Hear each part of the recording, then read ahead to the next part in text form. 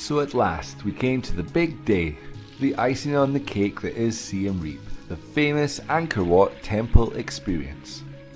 This, like a lot of people, was something that had been on my bucket list for years, and the thought of actually doing it was surreal. The anticipation was building and I had literally no idea what to expect. We had booked a car and a driver for the day, who explained to us in English that he would pick us up at 4:30 AM so we'd get there for the sunrise, which is meant to be the best time for pictures. I had no idea how big it was going to be. According to Wiki, it's spread across more than 400 acres and it's said to be the largest religious monument in the world.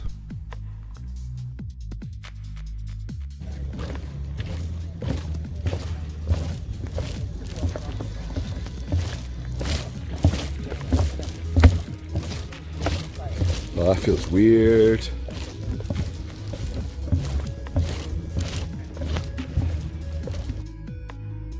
The driver recommended to us to buy a 3-day pass, and this is what most people do. However, we only had a few days left in Siem Reap and we had plans for the next few days, so we opted for the 1-day pass.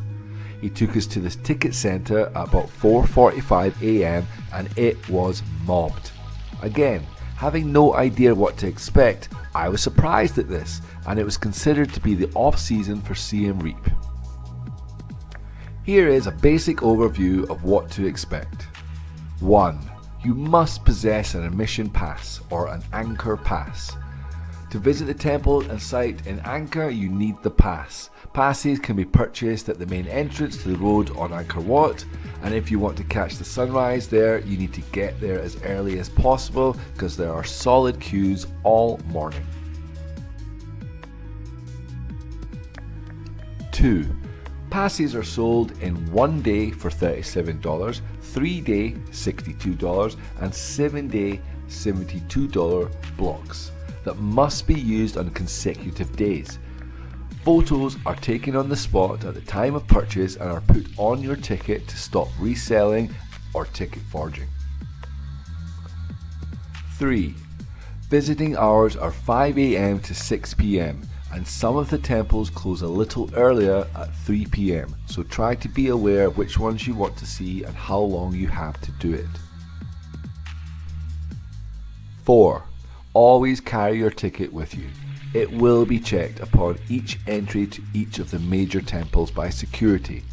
There is a significant fine for not possessing a valid ticket inside the park, so be warned.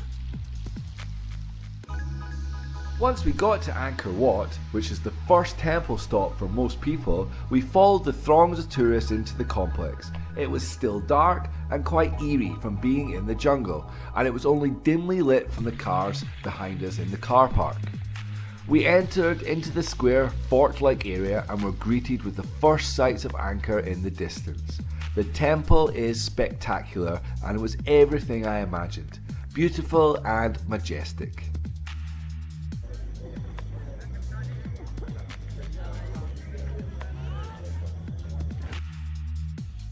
However, we were unlucky with the weather. The whole point of being there at 5 AM in the morning was to catch the sunrise over the temple. People were crammed into the grounds either left or right of the ponds to catch the sunrise and reflection in the pools of water that were there. Unfortunately for us and everyone else on that day, it was overcast and cloudy and we didn't actually see the sun until around 8:45 when it poked its wee head through the clouds for a short time.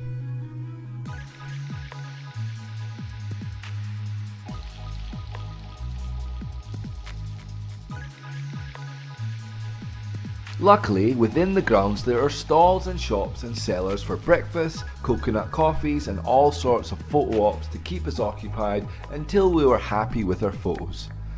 Then at last, full and satisfied, we headed inside the temple to look around. Inside we were also pleasantly surprised. There were tourists all around and it seemed that we were allowed to go everywhere, full access to most of the areas inside the temple. Even being allowed to climb to the highest towers for some awesome views of the surrounding areas and jungle. All in all, we spent around 4 hours here before heading off to the next stop. As we only had a day pass and limited time, it closed at about 6 p.m, our driver selected specific temples for us to visit to get the most out of our time there. The next stop on our journey were the two temples that were close by each other, Bayon and Batphon. Bayon, which is known as the Temple of Faces, was nice and interesting. Quite small, and once inside it was windy and narrow and surprisingly easy to get lost in. It was full of tourists by this time, which was mid-morning, and it got quite crowded in some areas, and it was hard to try and navigate the packs of Chinese sightseers. Bayon has 37 standing towers, most of them sporting 4 carved faces oriented towards the cardinal points. If you only plan on seeing a couple of temples, then this and Angkor Wat should be high on your list. Batphon Temple was just down a jungle path nearby. It was across a long bridge and it was amazing. It was big and picture perfect against the midday sun, and it's newly restored, which meant there were a lot of areas that were off limits and still being renovated. We could only walk around the perimeter.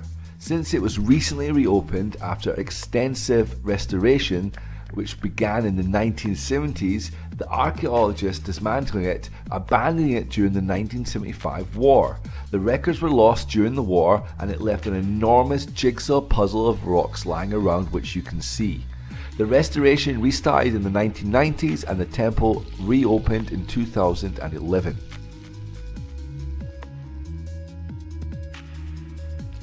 After this one, we were hungry and tired.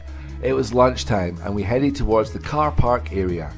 We passed a few other smaller temples on the way, including the Temple of Elephants and Terrace of the Leper King. We didn't stop for these, but many others did, and I'm sure they were also great. We made a beeline for the car park, which had food, drinks and shade from the baking sun. Pro tip: sun cream and water are your friends.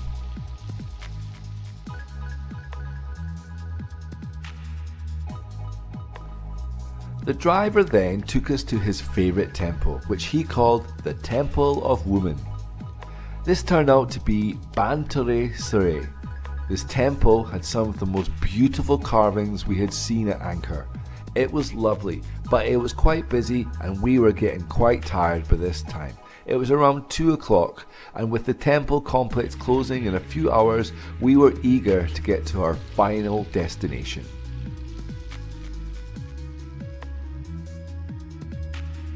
The Ta Prohm Temple, or better known to us and everyone else, the Tomb Raider Temple. Ta Prohm was by far my favourite, and it was the most unique of all the temples. It was slightly run down, which gave it a very ancient feeling, and the jungle had taken back some of its land, and trees had started growing in and around the stone. Massive parts of the temple had stone walls intertwined with roots and jungle plants. It was beautiful and awesome to behold. Ta Prohm was originally constructed as a Buddhist monastery and was enormously wealthy in its time, boasting control of over 3,000 villages, thousands of support staff and vast stores of jewels and gold. With its rich history and impressive visuals, it's not a stretch of the imagination to see why it was chosen to film Tomb Raider there.